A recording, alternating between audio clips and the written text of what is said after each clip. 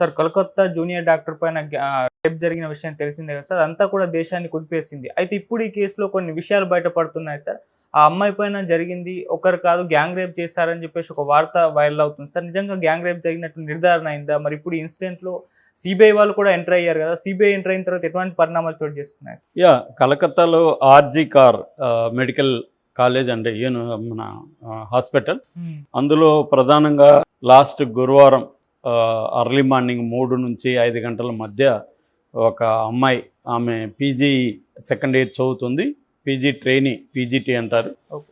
ఆమె మీద అత్యాచారం, హత్య ఈ 2 జరిగాయి. దాని నుంచి అప్పటి నుంచి పెద్ద ఎత్తున దేశవ్యాప్త ఆందోళనలు జరుగుతున్నాయి. ఈ సందర్భంగా పోలీసులు సంజయ్ రాయ్ అనే ఒక సివిల్ వాలంటీర్ అంటారు, అలాంటి సివిల్ వాలంటీర్ వ్యవస్థ అనేది బెంగాల్లో ఉంది అన్నమాట. సివిల్ వాలంటీర్స్ ఏం చేస్తారంటే వీళ్ళు ఒక నిర్మాణం ఉంటుంది, వాళ్ళ వాలంటీర్గా ఉంటారు, వాళ్ళు వెళ్ళి పోలీసులకి హెల్ప్ చేస్తుంటారు. అటువంటి సిస్టమ్ ఉంది. ఈ సంజయ్ రాయ్ కూడా సివిల్ వాలంటీరు. ఇతను ఆ అమ్మాయిని అత్యాచారం చేసి చంపేశాడని పోలీసులు అరెస్ట్ చేశారు. దానికి సంబంధించి ప్రాథమిక ఆధారాలు కూడా ఏంటంటే, ముఖ్యంగా సీసీటీవీలు చూసినప్పుడు ఇతను 7 గంటలకు ఒకసారి వెళ్ళాడు లోపలికి, 11 గంటలకు ఒకసారి వెళ్ళాడు, తర్వాత అర్లీ మార్నింగ్ వెళ్ళాడు, తర్వాత చెవిలో బ్లూటూత్ పెట్టుకొని వెళ్ళాడు, లాస్ట్లో పోయినప్పుడు వచ్చేటప్పుడు అది లేదు. సో అది క్రైమ్ సీన్లో దొరికింది వాళ్ళకి. దాని తర్వాత బట్టలు, రక్తపు మరకలు ఉన్న బట్టల్ని ఉతికేశాడు అతను, బట్ బూట్ల మీద మరకలు ఉన్నాయి. తర్వాత అతని సెల్ ఫోన్లో వీడియోలు చూస్తే కూడా అత్యంత ఘోరమైన పోర్న్ వీడియోస్, ఇట్లా వేరే వాళ్ళని బాధ పెట్టి చూపించే లైంగిక అత్యాచారాలు లేకపోతే లైంగిక కార్యకలాపాలు చేసే శాడిస్టిక్ వీడియోలు ఉన్నాయన్నమాట. సో అతన్ని అరెస్ట్ చేశారు. కానీ ఈ అమ్మాయి వాళ్ళ పేరెంట్స్ కావచ్చు, లేకపోతే డాక్టర్స్ కావచ్చు, దీంతో ప్యాసిఫై కాలేదు. వాళ్ళు సిబిఐ ఎంక్వైరీ అడుగుతున్నారు, తమకు ప్రొటెక్షన్ అడుగుతున్నారు, మిగతా వాళ్ళని అరెస్టులు చేయమని కూడా అడుగుతున్నారు. ఈ క్రమంలో హైకోర్టుకి వీళ్ళు వెళ్ళారు పేరెంట్స్. హైకోర్టు ఇమీడియట్గా సిబిఐకి ఆదేశించింది. సిబిఐ మొన్న సండే నుంచి సిబిఐ ఇన్ఛార్జ్ తీసుకుంది. అప్పటి నుంచి ఏమేమి జరిగిందనేది మనం కానీ చూస్తే, ఒకటి ఈ అక్యూజ్డ్ సంజయ్ రాయ్ని మళ్ళీ సిబిఐ డీటెయిల్గా పరిశీలిస్తుంది. అతనికి సంబంధించిన ఫోరెన్సిక్ రిపోర్ట్ని తీసుకొచ్చుకునింది సిబిఐ కూడా దీన్ని క్షుణ్ణంగా పరిశీలిస్తూ ఉంది. సో అతనికి క్రైమ్ సీన్కి, ఈ క్రైమ్కి ఎస్టాబ్లిష్ చేసే విధంగా, సంబంధాన్ని ఎస్టాబ్లిష్ చేసే విధంగా సిబిఐ విచారణ జరుగుతుంది. రెండోది, సిబిఐ ఏంటంటే ఇటు కోర్టుకి బాధ్యత వహిస్తుంది, ఎందుకంటే కోర్టు ఆదేశించింది కాబట్టి. అట్లాగే క్రైమ్ సీన్ని మళ్ళీ క్షుణ్ణంగా ఇంకొకసారి సిబిఐ అదుపులోకి తీసుకొని క్రైమ్ సీన్లో ఉన్న అన్ని ఆధారాలని ఫోరెన్సిక్ సహాయంతో అది పరిశీలిస్తుంది. అక్కడ హెయిర్ కావచ్చు, అక్కడ చేతి ముద్రలు కావచ్చు, పాద ముద్రలు కావచ్చు, క్రైమ్ సీన్ కంప్లీట్గా వాళ్ళు పరిశీలన తీసుకుంటున్నారు. దాని తర్వాత లోకల్ పోలీసుల సహాయం కూడా తీసుకుంటున్నారు. లోకల్ పోలీసులు ఎంక్వైరీలు ఎందుకు వద్దని డాక్టర్లు అన్నారంటే, ఈ సివిల్ వారంటీర్ ఎవరైతే ఉన్నాడో ఇతను పోలీసులతో కలిసి పనిచేస్తున్నాడు. ఇతను హాస్పిటల్కి అవుట్ పోస్ట్లోనే ఉంటాడనమాట. అందుకని ఇతనికి హాస్పిటల్లో అప్రోచ్ అనేది ఈజీగా ఉంది. హాస్పిటల్లో మొత్తం టెరైన్ అంతా అతనికి బాగా తెలుసు అనమాట. తర్వాత కొత్తగా ఏమైందంటే గ్యాంగ్ రేప్ ఆరోపణలు వచ్చాయి. గ్యాంగ్ రేప్ ఆరోపణలు ఎందుకు వచ్చాయంటే, ఫోరెన్సిక్ది వచ్చినాక, కంప్లీట్ పోస్ట్ మార్టం వచ్చినాక సెమెన్ వీర్యము 150 గ్రాముల వీర్యము ఆమె దీంట్లో ఉన్నట్టుగా రిపోర్ట్ వచ్చింది. 150 గ్రాముల వీర్యం ఉందంటే ఇది ఒకరే చేసి ఉండకపోవచ్చు, అంత ఒకరిదే ఉంటుందా అన్నది ఇప్పుడు లాజిక్ అనమాట. సో అందువల్ల గ్యాంగ్ రేప్ జరిగిందేమో. రెండోది, ఆ అమ్మాయిని చంపిన పద్ధతి కూడా ఒకరే చేసినట్టే కనబడలేదు.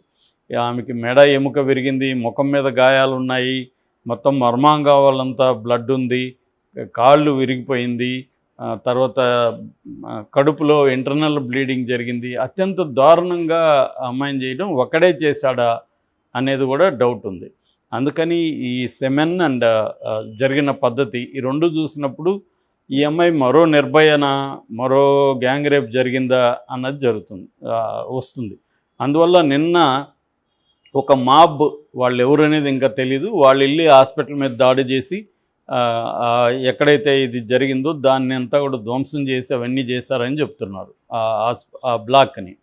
సో అదొకటి జరిగింది. దాని తర్వాత కోర్టు కూడా అసలు బిగినింగ్లో ఈ అసిస్టెంట్ సూపరింటెండెంట్ హాస్పిటల్కి పేరెంట్స్కి ఏం చెప్పాడంటే ఇది ఆత్మహత్య అని చెప్పాడు. అలా ఎందుకు చెప్పాల్సి వచ్చిందనేది కోర్టు అడుగుంది. దానికి సంబంధించి అతని మీద చర్య తీసుకునే అవకాశం ఉంది. అట్లాగే సందీప్ ఘోష్ అని ప్రిన్సిపాల్, తను విక్టిమ్ బ్లేమింగ్ అంటారు. విక్టిమ్ బ్లేమింగ్ అంటే విక్టిమ్ని నెగిటివ్గా మాట్లాడే విధంగా ఆయన కామెంట్స్ చేశాడని విపరీతంగా వైరల్ అయింది. దాంతో ఆయన నా కూతురు లాంటిది నేను ఎందుకు చేస్తాను, అది కొంతమంది విద్యార్థులు నాకు వ్యతిరేకంగా చేస్తున్నారని ఇచ్చాడు. అయినా కోర్టు సాటిస్ఫై కాలేదు. కోర్టు ఆయన్ని సుదీర్ఘ లీవ్ పెట్టి వెళ్ళిపోమనింది. రిజైన్ లెటర్ కోర్టుకి సబ్మిట్ చేసి. సో అదొక పరిణామం జరిగింది. తర్వాత డాక్టర్లు ఏంటంటే ఈ ఇష్యూ బేస్ చేసుకొని చట్టాలు మాకు అనుకూలంగా లేవు అని చెప్తున్నాయి. ఓన్లీ 13 రాష్ట్రాల్లో మాత్రమే డాక్టర్ల మీద దాడులు జరిగితే ప్రత్యేక చట్టంలో చర్య తీసుకునే ప్రొవిజన్స్ ఉన్నాయి తప్ప మిగతా రాష్ట్రాల్లో లేదు. అందుకని నేషనల్ లెవెల్లో ఒక ప్రత్యేక చట్టాన్ని తీసుకురావాలని కూడా డాక్టర్లు డిమాండ్ చేస్తున్నారు. ముఖ్యంగా నిన్న వాళ్ళ నేషనల్ ఫెడరేషన్ డాక్టర్లది ఫోర్డా అంటారు, అట్లాగే ఎయిమ్స్ సంబంధించిన డాక్టర్ల బృందం, వీళ్ళందరూ కూడా దీన్ని చాలా సివియర్గా తీసుకున్నారు. ఎందుకంటే ఇంత దారుణంగా ఒక డ్యూటీలో ఉన్న ట్రైనీ డాక్టర్ని చేసినప్పుడు డాక్టర్లకి ఒక సెక్యూరిటీ ఎట్లా ఉంటుంది, చట్టాలు టఫ్గా ఉండాలి కదా అనేది వాళ్ళ డిమాండ్స్. సో అట్లాగే ఇతను ఒక్కడినే అరెస్ట్ చేసి చేతులు దురుపుకుంటే సరిపోదు, అతనికి ఎవరెవరు హెల్ప్ చేశారు అనేది కూడా వాళ్ళని కూడా అరెస్ట్ చేయాలన్న డిమాండ్లు కూడా పెరుగుతుంది.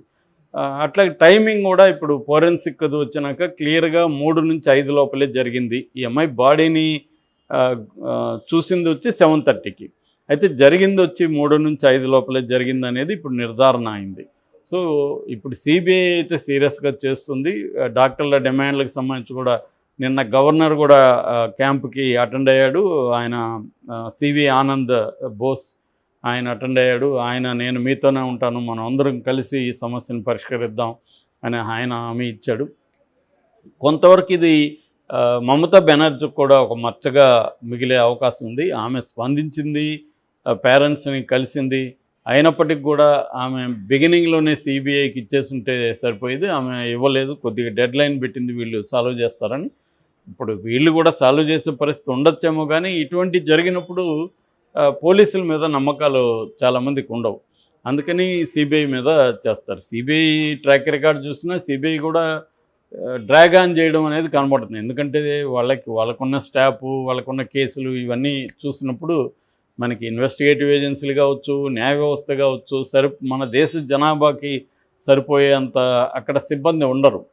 అందువల్ల ప్రయారిటీస్ని బట్టి మారిపోతుంది. ఇక్కడ కూడా ఏంటంటే ఇలాంటి జరిగినప్పుడు దేశవ్యాప్త ఆందోళనలు ఇవన్నీ జరుగుతాయి.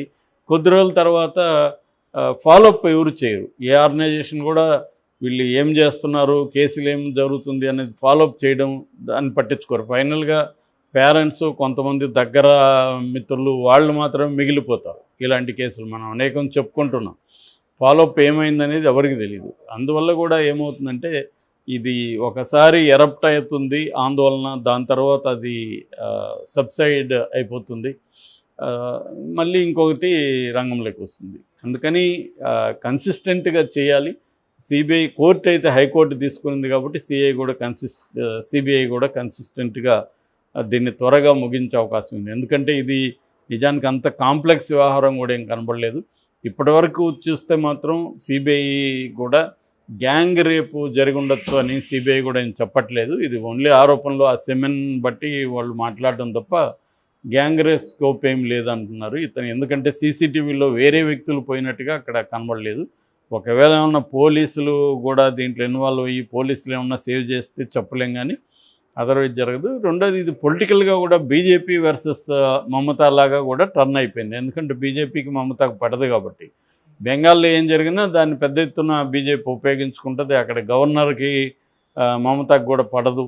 అటువంటి ఒక సిచ్యువేషన్ కూడా అక్కడ ఉంది కాబట్టి దీన్ని పొలిటికల్గా కూడా బీజేపీ మమతా యాంటీకి ఉపయోగించుకునే అవకాశం ఉంది. ఏదేమైనా హైకోర్టు ఇన్వాల్వ్ అయింది కాబట్టి ఒక రకంగా ఆ మేరకు మమతాకు కూడా సేఫ్ అని చెప్పొచ్చు. ఎందుకంటే హైకోర్టు ఆధ్వర్యంలో సిబిఐ జరిగినప్పుడు ఆమె మీద ఇంకా నింద వేయడానికి ఏముండదు. సో ఇప్పుడు సిబిఐ చేతిలో ఉంది. దీన్ని ఎంత త్వరగా చేయగలుగుతుంది అనేది. మమతా బెనర్జీ ఏం చేయబోతుందంటే ఆమె ఫాస్ట్ ట్రాక్ కోర్టు పెట్టి దీన్ని త్వరగా ముగించి కార్యక్రమం ఆమె చేసే అవకాశం ఉంది.